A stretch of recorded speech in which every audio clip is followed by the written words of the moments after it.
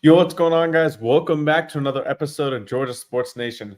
Got some more Hawks and Braves content on the way for you guys today. We're going to be discussing the Braves. They end their season. The Padres swept them 2 games. It was really not that competitive up until maybe the last few moments of Game 2 when the Braves took a one-run loss, 5-4 in that second game. First game, the Braves could not get anything going, and really, unfortunately, it was the expected outcome for me when the Braves entered that series, just because the Padres have been playing so well. They're one game apiece tied with the Dodgers right now in the NLDS. So for me, it was kind of the expected outcome, but obviously not the greatest season for the Braves in terms of what happened with the postseason and all the injuries and everything that happens. Something that really I kind of glossed over last week, and I probably should have focused more into it, was how many times it's been the past 3 seasons that the Braves pitching itself has just fallen apart due to injury right when the playoff starts. Obviously, this season you had Chris Sale going down with the back spasms. Then back-to-back seasons, Max Fried with the blister. Then he had the illness coming back. Spencer Strider a year ago coming back from or 2 years ago coming back from an oblique. So, like, there's just been so many pitching issues related to injuries coming into the postseason for the Braves, and compound that with all the injuries they already had to deal with Acuna, Murphy, Harris, Albies, Strider, Riley. Who else? Who else have I forgot? I mean, so many. Chris Sale wasn't there, but Minter. There's so many guys who just could not be there that are supposed to be there and are key pieces for this Braves team. And I think that it really led to that quick playoff exit. But going into these 2 games a little bit further, the Braves pitching staff overall, I thought was pretty good. The bullpen was amazing in both of these games.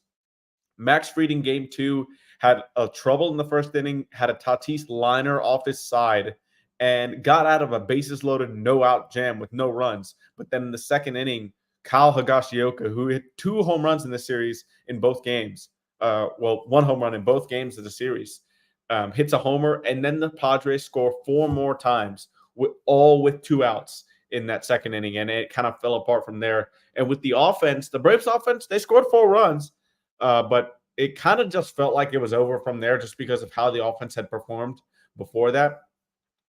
And Jared, appreciate you coming over to the channel. Hope you enjoy. We're going to have some more consistent content coming in the future, especially with the Hawk season just beginning tonight. The preseason action starts, and obviously opening night officially is October 23rd. So yeah, it's going to be busy around here again for sure.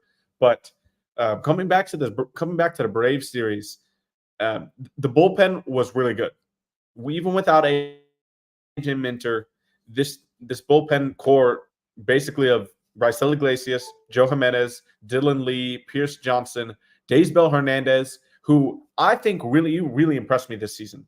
I think Snit, he trusted him a lot down the stretch, and I think that was a good move by him. He's probably going to lean on him a little bit more next season, hopefully, if Daysbel comes back to the Braves. So I do hope that he gets kind of a bigger role. And then Aaron Bummer. Aaron Bummer was a guy who, in my opinion, pitched very well this season. But for some reason, I could not understand it for the life of me. Snitker really didn't trust Aaron Bummer in high-leverage situations. He's a guy he's a left-hander, side armor. He's going to get ground balls with that sinker, bearing it on the hands of lefties. He can throw it away to righties who are trying to pull it.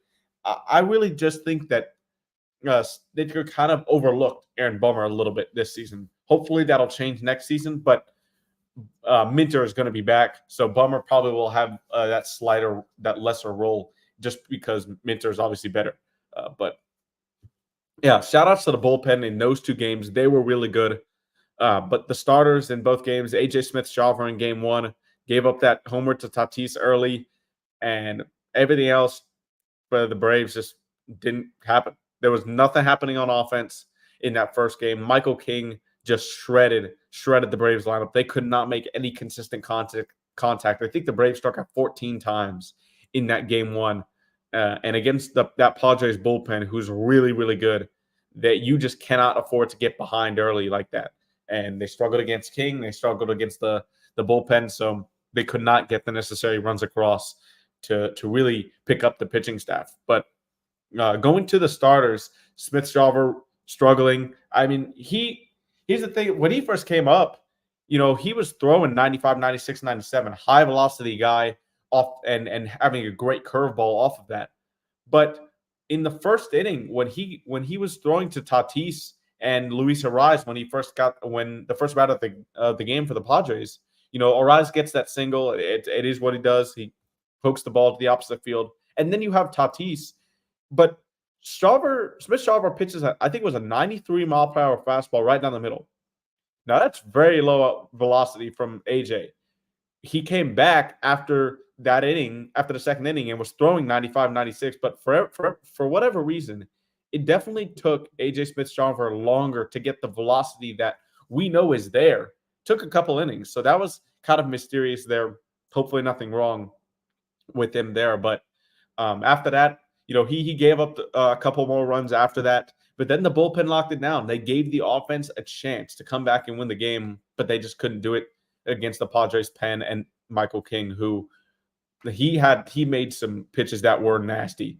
Travis d'Arnaud and Gio Urshela come to mind. Jorge Soler as well. Three guys that really struggled against Michael King, having bad at bats. I think d'Arnaud and Urshela both swung at balls that finished in the left-hand batter's box.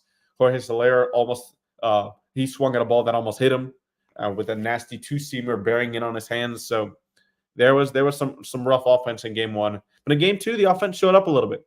Unfortunately, Max Fried had that rough outing in the second inning, didn't come back after that. He said that the ball that he took off the side from Fernando Tatis did hurt him, and it was bothering him. So Snitker made the decision to take him out. And the Braves bullpen didn't allow up another run for the rest of the game. That gave the offense a chance to come back. And Michael Harris, Jorge Soler, really, those two guys have been so good. After the Braves took a 1-0 lead in the first inning from a sac fly from Marcell Ozuna. And Soler with a solo homer, then Michael Harris, who had an excellent concluding month of the season. And he was 1 for 27 in his postseason career before this series. And he was excellent in this series. I think he had 5 hits across the 2 games. He was great in both games. Had the 2-run homer in the 8th inning to bring it to 5-4. Unfortunately, the Braves could not push across that final run to tie the game. But Michael Harris, for a lot of people say, Michael Harris can't hit in the playoffs. 1, it was too small of a sample size to say that. But 2, I think he proved everybody wrong, even if you thought that was a large enough sample size this season. So that's great for him. But that's kind of a short recap of the playoff series, the short 2-gamer for the wild card round. But I wanted to move on to some questions this offseason for the Braves because they have a lot of them. Number 1 being Max Fried. We could have seen the last start for Max Fried in a Braves uniform this past week. And unfortunately, with how good his last regular season start was against the Royals when he went that almost a complete game shutout, that it doesn't quite go like that. 5 runs, taken out in the second inning, that against the organization that drafted you, traded you to the Braves years ago. That's not probably a good feeling for Max. But I think I don't know if the writing's necessarily on the wall, but I'd say it's most likely going to be Max Fried's last start. We've seen the pattern with Alex Anthopoulos, with Dansby Swanson, Freddie Freeman. Now, Freddie, with Dansby, it really seems to have worked out. The Cubs probably overpaid for Dansby, and he's had a pretty rough year this year for sure. Freddie's obviously been great. He had a down year for his standards this season, but he's not overpaid for guys like that. And I don't know if that's going to change for Max Fried. But let's say the Braves do lose Max Fried. They're going to have Chris Sale. They're going to have Ronaldo Lopez. Spencer Strider's going to be back healthy, but he's kind of a wild card. You don't know if he's going to come back really quickly, how he's going to look. There's so many questions surrounding that.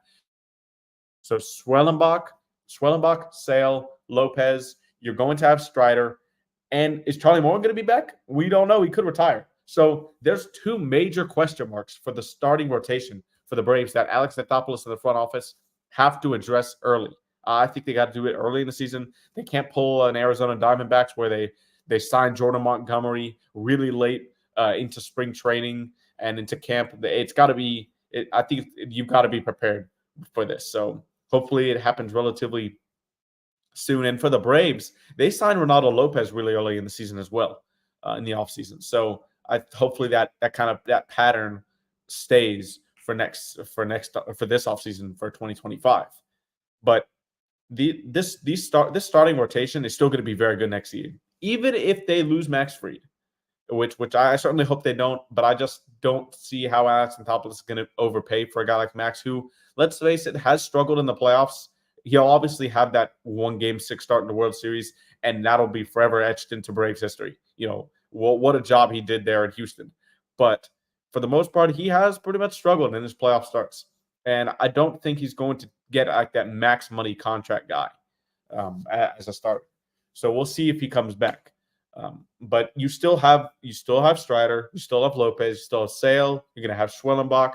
You have more young pitchers down the line, Hurston Waldrop. Ian Anderson come back. You never know about him. And there are certainly going to be guys that the Braves can lean on if Max Fried does walk, and same with Charlie Morton. But it certainly could be Max Fried's last start as a Brave. So that's the starting pitching question mark. Next position question marks. You've got to start at the shortstop position. Orlando Arcia is a great defender. We know this. He is going to pick it at shortstop with the best of them, and he's got a really strong arm. But offensively, I just don't know how you can throw out Orlando Arcia continuously. Last season, he had a really good year. It was kind of an outlier, but this year it was kind of back to the Orlando Arcia maybe some people expected, hitting in the low teens, low homers, low RBIs. He ranked last in the majors with average and with runners in scoring position. And his OPS dropped by 200 points. It was 666 with no runners on, and that dropped down to 421 with runners on base, runners in scoring position. Sorry, I mean that's just a horrific number right there. And as good as Arcia is defensively, I don't think you can still trot out his bat every single day. I think the Braves need to go out and get an upgrade at shortstop. Willy Adames is the first name that comes to mind. He's somebody that I think could really help the lineup. He had a great season, career highs, in a lot of areas, homers, RBIs, average for the Brewers this season. And he was really beloved in Milwaukee by the fans and his teammates. So it wouldn't shock me if the Brewers do retain him. But I also think there's definitely a world in which the Braves make a run for Adames, just because that is an area of need. And this window, while the Braves have this young core, you need to take advantage of it. So I think a big upgrade is in the cards here at shortstop for the Braves. And then going to another possible upgrade position, left field. Ramon Laureano was great after he settled into a Braves uniform, got consistent playing time. He batted nearly 300 for the rest of the season. And I'm not sure how realistic that is for Laureano, but if the Braves do enter the season with Ramon Laureano at left field, I wouldn't be upset. But I think they do need to address that position, because Jared Kelenic did not have a great year. He had spurts here and there, maybe like a couple weeks where he looked like the player the Braves traded for and hoped that they could get out of him. But for most of the season, it was a lot of strikeouts for Kelenic. There's a lot of ground balls, not hitting it the other way, pulling the ball a lot if he did hit it hard. So I think there's some level of concern there for Kelenic, is if he is the guy to start in left field entering next season. Some upgrades that come to mind there, I believe Juan Soto is probably the biggest one, and he's going to get a ton of money from a team. It is his last season on his contract. He could stay with the Yankees. He's had a great season there. Obviously, he probably likes hitting in Yankee Stadium with that short porch in right. But for the Braves, I don't know if he makes too much sense. I just don't see Alex Anthopoulos and the Braves being that kind of team to overspend for that guy in Juan Soto. But if they do, imagine having an outfield of Juan Soto. I know he's not great defensively, but Juan Soto, Ronald Acuna, and Michael Harris. Those three guys offensively just blow teams out of the water with Ozzie in the infield, Matt Olson, Austin Riley, and then the catcher position. Some people think that the Braves do need to upgrade the catcher position. I'm of the mindset that Sean Murphy, Darno is getting a little bit long in the tooth. I wouldn't be shocked if he starts to decline as he did this season. But Sean Murphy had a lost season in many regards. He gets hurt on his second at bat of the season, misses almost 2 months, comes back, and he did not look right for all of the season.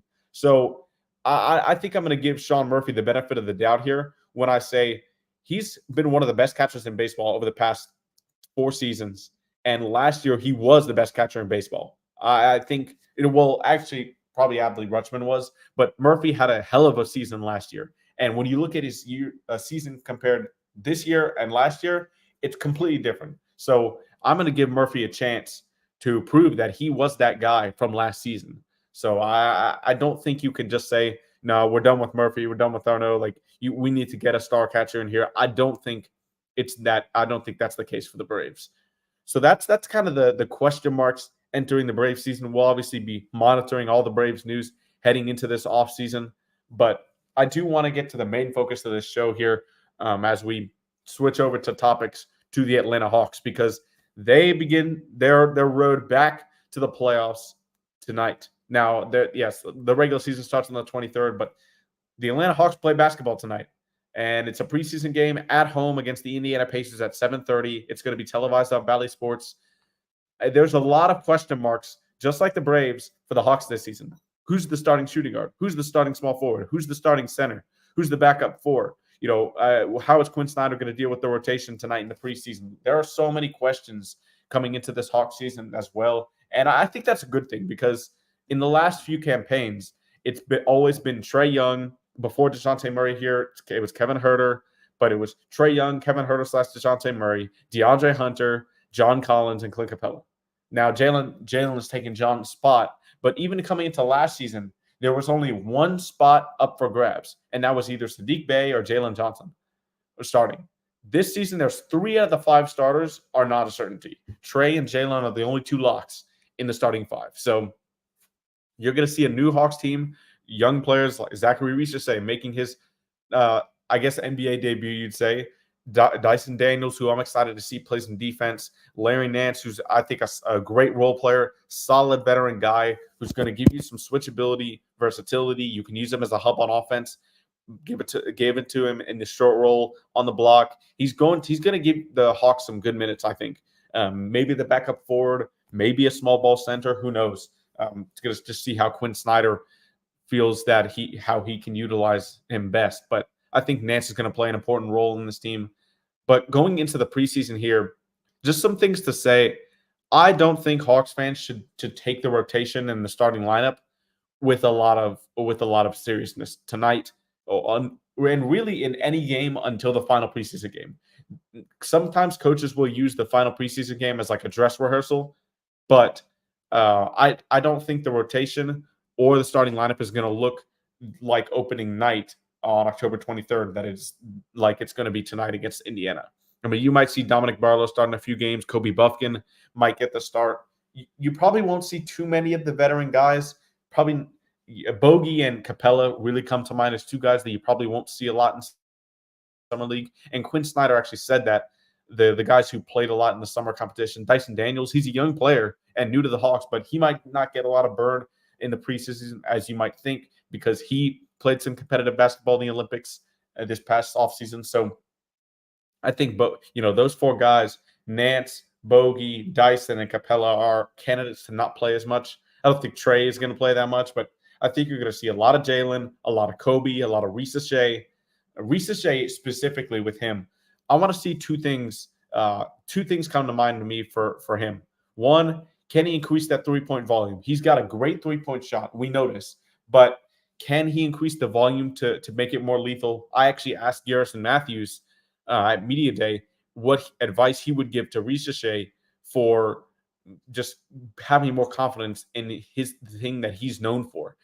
and how he can get more volume, be cool with shooting on the move. And Garrett's just like talking about how he got to get the confidence going, and it's really just repetition for him. So I'm going to be looking for that 3-point volume from Richelet, and also just seeing how he looks. I think Hawks fans, he definitely got a great reception when they picked him in the arena, but there was a lot of debate among who the Hawks should take as the number 1 overall pick. Alex Sarr, Donovan Clingan, Zachary Richelet. I think Richelet it's going to be time to prove that why he was taken in that number 1 pick. So I'm excited to see his debut tonight in the Hawks uniform. And yeah, he played in summer league, but this is not against real NBA competition. This is going to be against NBA competition. I'm not sure if the Pacers are going to play their star players. Not sure if the Hawks are going to play their main guys like Trey and Jalen and Capella. But regardless, you will see Richelet on the main NBA court tonight. So I'm excited for that. I want to see the style of defense that the Hawks played, because last season, I think a big reason why Snyder went to so much, he was afraid to go to drop coverage. He really had the bigs, Capella and Okongwu, playing at the level of the screen. A hard hedge up top, because I don't think he wanted the guards from opposing squads to have such an easy time going to the basket.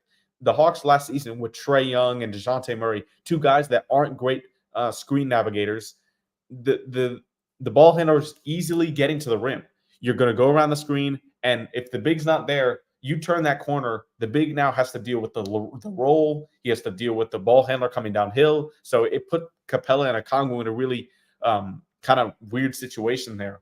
And I think the biggest thing that I want to see is now the Hawks have better perimeter defenders. V. Krejci, Kobe Buffkin, Richelet, Dyson Daniels is the name that comes to mind first. But these guys are great screen navigators. Can they help their big men in playing a little more conservative, playing a little more towards that drop coverage, because they're such good screen navigators and staying in front of their men? Cool Breeze, I appreciate the kind words. Hopefully you're enjoying it. But yeah, I'm not sure. I think the defensive philosophy from Snyder could change a bit because of the personnel that they added and the upgrades that they made defensively. So that's something I'm going to look at. And then lastly, the third key, it's going to be the pace. The Hawks last season finished 6th in pace in the NBA at I think it was 100.84 possessions, and that's a mark that's probably going to stay high. Will Dominic Barlow, Dyson Daniels, Snyder himself, Trey, Nance, all those guys that I just named talked about that at media day with how the Hawks play fast. And Barlow specifically said, I can find points easily in this offense with running through transition, getting down the floor, hustling. And I think that the Hawks offense is going to improve even more based off the defense. When you can get more defensive stops, you're going to get more fast break opportunities. Dyson Daniels, Kobe Buffkin, these guys, those 2 guys specifically, are defensive disruptors. They're going to put pressure on the ball, and I think that's how the Hawks can get some type of easy offense on the other end. Now, the starting when it comes to the starting lineup, I don't really think that will know much. My preferred starting lineup is probably Trey, Dyson, Richelet, Jalen, and Okongwu. I don't think Okongwu is going to start, though, because he's still not 100% with his toe injury from last season. But will Richelet start? I'm not totally sure. I think DeAndre Hunter probably is a better chance. But I think that the addition of Richelet to the starting lineup adds a little bit more offensive versatility. And with a guy like Dyson Daniels, who's not a great offensive player, same with Capella, I think you need a little bit more shooting and a little bit more offensive versatility there. So that's why I put Richelet. But I think this starting lineup, like I mentioned before when I was talking about the Hawks, could go so many different ways. There's a lineup for defense, lineup for offense, lineup for both. Like the amount of guys that Landry brought in to get more versatility, more size, more length. And I'm not saying that the Hawks are going to be a championship contender, but they are really putting together, I think, a better roster around Trae Young and Jalen Johnson, better fitting than last season. So hopefully we'll see that tonight and in how they play. But yeah, I mean, I wouldn't. And in preseason, I always tell fans like I don't put too much stuff into winning preseason games. Sure, it's nice to win, and the players are going to say that's their main goal. But I'm really looking at the processes. I'm looking at the process. How are the Braves covering? Or how the Hawks covering defensively? How much pick and roll is Jalen running at media day? He mentioned having the ball, being the ball handler in those pick and roll situations. What does the defense look like? Is there going to be more drop coverage? Are the bigs going to stay high at the level of the screen? These are the type of things that I'm going to be looking for. Breeze asks, do we have enough veterans? I, I think I think the Hawks, like, here's the thing. They are a young team. They're a young team, but I think they have a good mix. Trey is a veteran at this point. Capella, Nance. You've got. I mean, Cody Zeller probably isn't going to play. He wasn't even immediate. I could see him being waived, being bought out. But he has 3 years left on his contract, so it's going to be a little bit difficult to waive Zeller, even though Landry Fields may have hinted at it. So I think they have a couple of veterans in there, but this is a young squad. They're definitely more on the younger side than on the veteran side. So I think that the Hawks are planning for the future. They want to lean into development a bit more with the young guys they brought in, but they also they don't want to tank. They're not going to try to rebuild. I think they're going to try to win games. I think this team can surprise some people. Really, there's some Hawks fans who think they're going to win 30 games. I think they're right around that 40 to 45 range win mark. I do think that they're going to be better than last season. I think the injuries last season definitely took a toll on them. But more importantly, they have better defense. Trey Young has definitely been one of the best offensive engines in the league ever since his rookie season. And the Hawks have consistently had a top 10 offense. Last season, Trey went down with that hand injury, his first long-term injury of his career. And the Hawks, fell out of that top 10 offense for the first time in a couple of years. They finished 12th, but they were top 10 in offensive rating when he was on the court. So if he can stay on the court, which he said that was his focus this offseason, making sure he was available again, I think the Hawks, with their combined better defense on paper at least, and still great offense, I think they'll have a better season than last year. So hopefully they get off to a great start tonight. We'll have preseason recaps coming next week, most likely.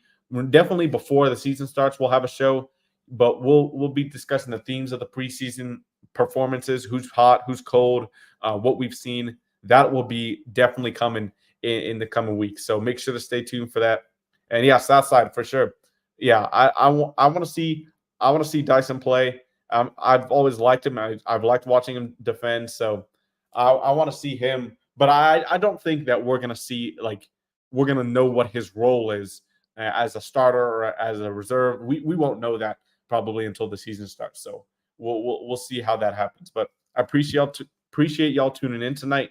We're going to be back with more shows in the future next week starting up. So definitely make sure to tune in. If you're not following me on Twitter, you can follow me at PinWizard300, and we'll be discussing more Hawks and Braves content for sure. So without further ado, appreciate you guys tuning in, and we'll see you next time.